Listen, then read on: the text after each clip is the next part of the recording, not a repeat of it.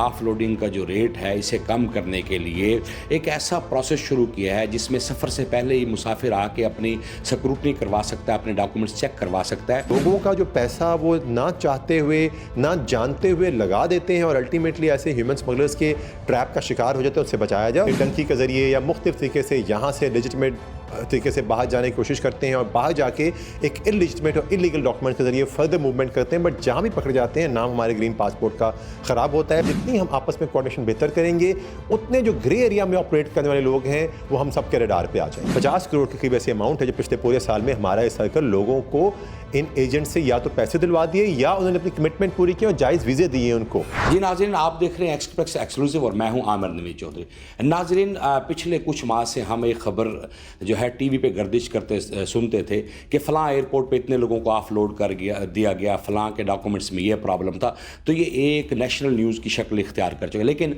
अब कुछ अरसे से FIA ने ये ड्रॉप जो है ऑफलोडिंग का जो रेट है इसे कम करने के लिए एक ऐसा प्रोसेस शुरू किया है जिसमें सफ़र से पहले ही मुसाफिर आके अपनी स्क्रूटनी करवा सकता है, अपने डॉक्यूमेंट्स चेक करवा सकता है। तो उसका क्या इम्पेक्ट आया है इस नए प्रोसेस का, और अब ऑफलोडिंग में कमी हुई है या वो ज़्यादा हुआ है, इस हवाले से तफसीलात जानने के लिए। और दूसरा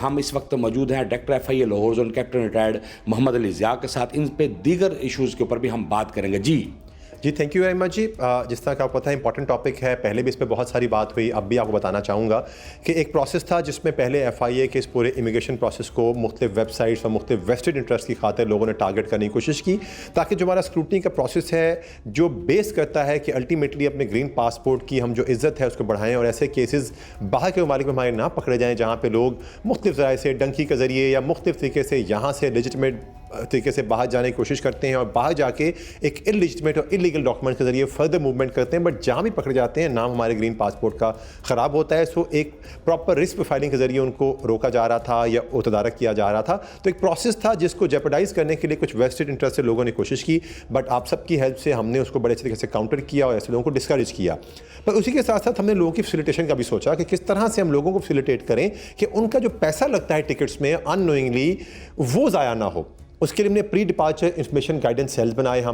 पहले हमने लाहौर से इसका आगाज़ किया, पूरे पाकिस्तान में बन चुके हैं और पिछले 2 से ढाई माह में जब से सारा प्रोसेस चल रहा है तकरीबन 2,500 से 3,000 ऐसे लोग हैं जो फिज़िकली खुद आके सिर्फ लाहौर की हद तक या टेलीफोन कॉल्स के ज़रिए हमने उनको गाइड किया, उनको डॉक्यूमेंट्स को वेट किया, जहाँ कहीं प्रॉब्लम थी वहाँ भी उनको हमने गाइड किया। सो लिहाजा हम ये चाह रहे हैं कि लोगों का जो पैसा वो ना चाहते हुए ना जानते हुए लगा देते हैं और अल्टीमेटली ऐसे ह्यूमन स्मगलर्स के ट्रैप का शिकार हो जाते हैं, उससे बचाया जाए। और साथ ही साथ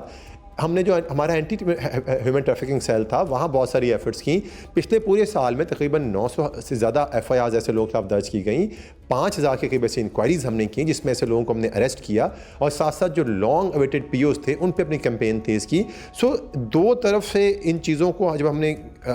घेरा और प्रोसेस किया, सो अल्टीमेटली बेनिफिशरी पब्लिक है और हमारा भी एक जो काम है आसानी तरफ आया कि हमें एयरपोर्ट पे जो हमारा एक बर्डन बनता था उससे हमें बहुत ज़्यादा बचत हुई हमारी। जी कैप्टन साहब, ये बताएं कि प्री डिपार्चर ये जो प्रोसेस था इसका एक विंग तो हो गया कि 3,000 से ज़ायद लोग आपने कहा इससे मुस्तफ़ीज़ हुए हैं, और दूसरा जो माफिया, क्योंकि लोग जो बाहर जाना चाहते हैं उन्हें मिसलीड बहुत ज़्यादा किया जाता है। AITC जो हमारा एंटी ह्यूमन ट्रैफिकिंग सर्कल है, इसकी परफॉर्मेंस कैसी रही, इसकी रिट किस तरह अब तक कायम है, क्या इसकी कारकर्दगी? देखिए, जैसे मैंने पहले बताया आपको कि पिछले साल हमने जैसा बताया 900 से ज़्यादा FIR दर्ज की, इंक्वायरी दर्ज थी। मैं आपको साथ साथ ये बताता चलूँ कि हमारी इंक्वायरीज़ के नतीजे में जिन लोगों ने लोगों से मुख्तलिफ चीज़ों में पैसे लिए हुए थे और उनको इन बिटवीन हैंग किया हुआ था, उसमें उन्होंने out of the court settlement करके उनको बहुत सारे उनके पैसे वापस किए और एक मोहतात अंदाजे के तहत जो मैनुअली हमने सारा इकट्ठा किया तकरीबन 50 करोड़ के करीब ऐसी अमाउंट है जो पिछले पूरे साल में हमारा ये सर्कल लोगों को इन एजेंट से या तो पैसे दिलवा दिए या उन्होंने अपनी कमिटमेंट पूरी की और जायज़ वीज़े दिए उनको। तो इसके साथ साथ वो काम कर रहा है और ये इधर से इमिग्रेशन प्रोसेसेस को हमने स्मूथ बनाया, पब्लिक को कन्वीनियंस दी, मीडिया के ज़रिए हमने लोगों को अवेयर किया, ऐसे लोगों की वीडियोस लगाई ऐसे डिपोटीज़ की जिनको एंट्रीज डिनाई की गई मुख्तलिफ मुल्कों में, जिनको स्टडी वीज़ा के नाम पे या टूरिज्म वीज़ा के नाम पे लोगों को ले जाया गया और वहाँ पर उन ममालिक ने वीज़ा होने के बावजूद उनको एंट्री डिनाई कर दी और वापस भेज दिया गया। हमने उनकी प्राइवेसी को सामने रखते हुए उनकी वीडियो सोशल मीडिया पर लगाई, लोगों को अवेयरनेस कैंपेन दी कि ये मुख्तलिफ लोग इन मुल्कों में इस तरीके से आपको लूट रहे हैं। सो लिहाजा मैंने सब था मल्टी डायरेक्शनल था, जिसमें इमिग्रेशन का रोल, एचटीसी का रोल, हमारे मीडिया सेल का रोल, आप मीडिया का रोल, ये सारा हमने लोगों को जाके वर्कशॉप्स की जाके मुख्तलिफ यूनिवर्सिटीज़ में उनको समझाया, बताया। सो ये तमाम चीज़ों का है कि समर है कि आप जिस तरह खुद बता रहे हैं कि अब वो आवाज़, वो पैनिक नहीं है लोगों में जो पहले क्रिएट करने की कोशिश की गई। कैप्टन साहब ये बताएं कि एंटी करप्शन सर्कल जो FIA का है, ये मुख्तलिफ कार्रवाइयाँ कर रहा है और मुख्तलिफ हम इसकी न्यूज़ भी सुनते हैं, तो अब तक इसकी क्या परफॉर्मेंस रही है? एंटी करप्शन सर्कल हमारा, जैसा कि आप जानते हैं कि फेडरल इदारों में कोई अगर इस तरह की एम्बिग्युइटी होती है उसको टारगेट करता है। हम बड़े फोकस हैं। रिसेंटली आपने देखा होगा कि हमने इसी तरह एक सरकारी इदारे में एक एजेंट माफिया पे 2 दिन पहले बड़ा हमने स्विफ्ट एक्शन किया है। कुछ हमने अभी एक पावर सप्लाई कंपनी के भी हमने कुछ लोगों को पकड़ा जो मुख्तलिफ जगहों पे जो है माल को डंप किया जा रहा था। इस तरह बहुत सारी ऐसी हाई प्रोफाइल इंक्वायरियाँ हैं जो इसमें की जा रही हैं और बहुत सारी ऐसी हाई प्रोफाइल इंक्वायरियों को फाइनलाइज़ किया जा रहा है। डेफिनेटली उनकी अपनी एक सेंटिटी है जिसके लिए मैं पर्टिकुलरली नाम ना भी बताऊँ आपको कि ये हम वो रेट कायम करने की कोशिश कर रहे हैं। हम कोशिश कर रहे हैं कि हम जब एक चीज़ को पकड़ें तो उसमें सारे सिस्टमैटिक फेलियर्स को बाहर निकालें, बजाय हमारा जो कार्रवाई है वो चंद जो है एक जिसे कहते हैं कि लो रैंकिंग ऑफिसर्स तक रहने के बावजूद हम उसमें सिस्टमैटिक फेलियर्स निकालें। आपको बहुत सारी ऐसी इंक्वायरीज आप माजी में आप चाहें तो आप थ्रैश आउट कर सकते हैं न्यूली, जहाँ पे हमने कोशिश की कि हमने सीनियर मोस्ट लेवल तक जाके भी हमने किसी भी स्टेशन लेवल पे या डिस्ट्रिक्ट लेवल पे हिट किया और लोगों को उसमें ना सिर्फ गिरफ्तार किया, तदारक किया। और यही कोशिश हमारी आगे रहेगी कि जो सिस्टमैटिक फेलियर्स हैं उस पर काम करते हुए सिर्फ हम एक जो है ना वो एक लो फ्लाइंग बर्ड्स को कैच ना करें, जो उसमें कंट्रीब्यूट कर रहा है, सिस्टम को ख़राब कर रहा है, करप्शन को ऑर्गेनाइज बना रहा है, उसके खिलाफ एक्शन किया जाए। और इंशाल्लाह कुछ वाक़यात आपने देखे हैं, बहुत सारे ऐसे वाक़यात पाइपलाइन में इंशाल्लाह आप देखेंगे। कोर्ट ने भी एक आपको बड़ी जिम्मेदारी FIA को दी है एक्स्ट्रा जुडिशल किलिंग के हवाले से, तो वो बड़ा एक सेंसिटिव सा काम है, एक हैपनिंग को री इन्वेस्टिगेट करना और उन आर्डर्स को कंप्लाइंस भी करना एक मुश्किल काम है, तो उसकी क्या परफॉर्मेंस है उस सेल की? जैसा आपने खुद कहा बड़ा सेंसिटिव काम है ये, क्योंकि इसमें आपने एक तरफ तो एक आपके पास एक कंप्लेनेंट आता है जो कि कहीं और पे एक्यूज्ड है, सो वो हमारे लिए कंप्लेनेंट का दर्जा रखता है, हमने उसकी सेंसिटिविटी का ख्याल करना है। साथ ही साथ एक डिपार्टमेंट के किसी भी ऐसे जायज़ काम को हम किसी भी तरह से जेपरडाइज नहीं कर सकते। उसमें हमारा प्रॉपर एक जो एक सर्कल है उस पर काम कर रहा है, जो कि हमने इसकी सारी तफ्तीशें अपने बेहतरीन अफसरान के हवाले की हुई हैं। इसमें पिछले दिनों हमने बल्कि गिरफ्तारियाँ भी की, ऐसे लोगों को हमने अरेस्ट भी किया, ऐसे ऑफिसर्स को गिरफ़्तार किया जो कि इस तरह के हमारे पास साबित हो गया कि वो इसमें एक्यूज़ड हैं। और ऐसी बहुत सारी चीज़ों को लेकर आगे चला जा रहा है। केस टू केस ज़रूर इस पर बात हो सकती है, इससे सेंसिटिव इशू दो, लेकिन डेफिनेटली पब्लिक अवेयरनेस के इस पर हम ज़रूर बात कर सकते हैं। और इस पर हमारी बिल्कुल बियॉन्ड मेरिट पे चीज़ चल रही है। हम